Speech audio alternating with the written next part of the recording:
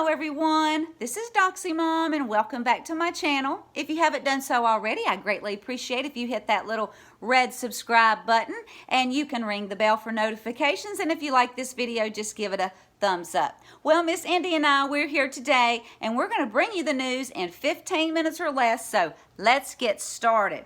Now, Pastor David over at His Glory, he had some excellent information today.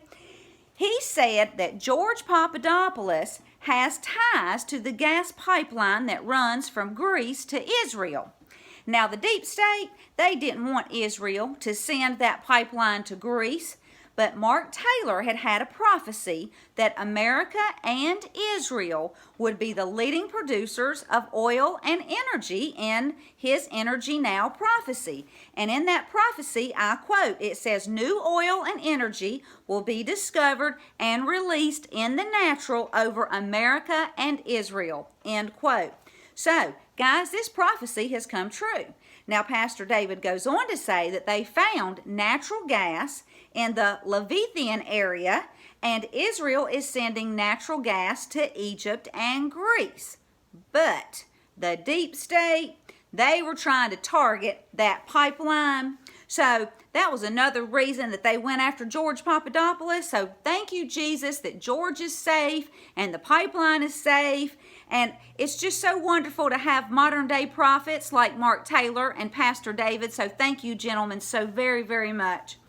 Now, in a previous video, I had thanked our military personnel and our veterans for their service, and I forgot to thank their families. Guys, I can't even imagine what the families have to go through. You know, they're home, taking care of the kids, holding down the fort. And then they're worrying about their loved one who, you know, they probably don't even know where their loved one is at times, and all those times apart. So thank you, families. Thank you so much for, you know, just taking care of the home so your spouse can go and or your child or whomever can go and protect our country. So thanks, guys. I greatly appreciate that. Now, Pastor David talked about the El Chapo trial, and he said that the former president of Mexico's, we knew his daughter was tied to NXIVM. Well, apparently his son is tied to NXIVM as well. And that the cartels, now I don't know where he got these figures, he has his sources, but the cartel paid Hillary $13 million with an M, and also paid Chuck, Nancy, and Beto to keep the wall from being built, because that border, guys, that is the cash cow. I mean, they're smuggling drugs, they're doing human trafficking and the poor children. And then, did you know that Obama gave Guatemala $1.54 billion with a B dollars? And from 2009 to 2017, he basically sent them $95 million a year. And then in 2015, Obama and Joe Biden gave Equatorial Guinea $4.4 million.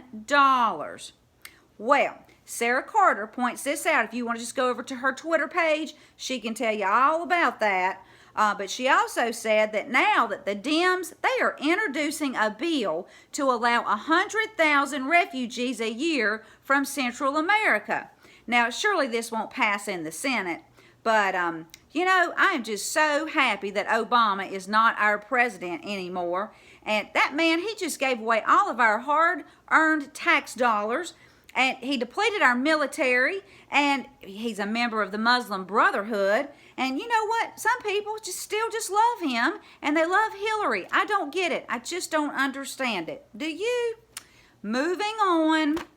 Now, one of my subs, Cat, she brought up a very interesting point. She said that when Trump went over and crossed the border into North Korea, that Trump took 17 steps into North Korea. I mean, wow. And we just have to thank our president for all these nice little surprises and sending us these little signals that he does. But that was very interesting, and thank you, Cat, for mentioning that. Now, another one of my subs, Barbara McDonough, she linked a bombshell. Guys, this is huge. This is why I'm doing this report. I think this is my third one for today. And I'll leave a link in the description under Freedom Watch and Mueller. But Freedom Watch reported that a citizens' grand jury has indicted Robert Mueller for the alleged crimes of witness tampering, obstruction of justice, attempting to suborn perjury, and other illegalities. Now, several states have these citizens' grand juries, and Larry Klayman, now he is a former federal prosecutor and founder of Freedom Watch, and he announced the indictments. So you can go over to the link and you can scroll down and you can see the legal documents on that site. So, but now that Mueller's been indicted, you know, they say he's going to be tried and convicted, or the conviction will be sought. So, guys, this is huge. This is so huge, and thank you, Barbara, for giving me that heads up. Now, I reported earlier on Antifa, the attacks in Portland last weekend. Well, the Gateway Pundit is reporting that Antifa terrorists assaulted conservatives while the police stood by and watched it happen, because Ted Wheeler, I talked about him before, he is the mayor and the police commissioner, and he told the officers to stand down. Gosh, guys, this is terrible. This is just absolutely horrible. Now, I reported on Andy No, who was beaten, and now another man was beaten. His name is Adam Kelly, and he was beaten with a metal rod. I've heard a tire iron may have been the assault weapon, or nunchucks, by Antifa, and he was left with these large gashes in his head. Now, you can go over to the link that I'm going to leave, and you'll see there's pictures of his head. I could show them to you, but they're pretty graphic, and I just didn't want to do that. But Adam went to the hospital, and they stapled up his head wounds. But we need to pray for Adam. We need to pray for Andy. We need to pray for all the people that were harmed. Because, guys, you never know. You can be thrown down, and your back gets thrown out, and then you have to have a bad surgery, and then your whole life completely changes. So we need to pray for these people. But the good news is that they caught that man who beat Adam. And you know what his name is. I want you to listen to this name. Joseph Christian Evans, who had previously been arrested at a Portland Antifa riot for endangering another person and an unlawful use of weapon. Now, apparently, they let him go because he came back and assaulted this man. And I just can't, Joseph Christian, I mean, what a Christian name. 34-year-old man. I just don't understand it. Well, I hope they keep him in jail this time, and I hope he'll find Jesus while he's in there. But Senator Ted Cruz called on federal law enforcement to bring legal action against Mayor Ted Wheeler for ordering the police to let the citizens be attacked. So thank you, Ted Cruz. Now, speaking of Ted Cruz, he went down to the border, to the Rio Grande Valley, and he let Congress have it.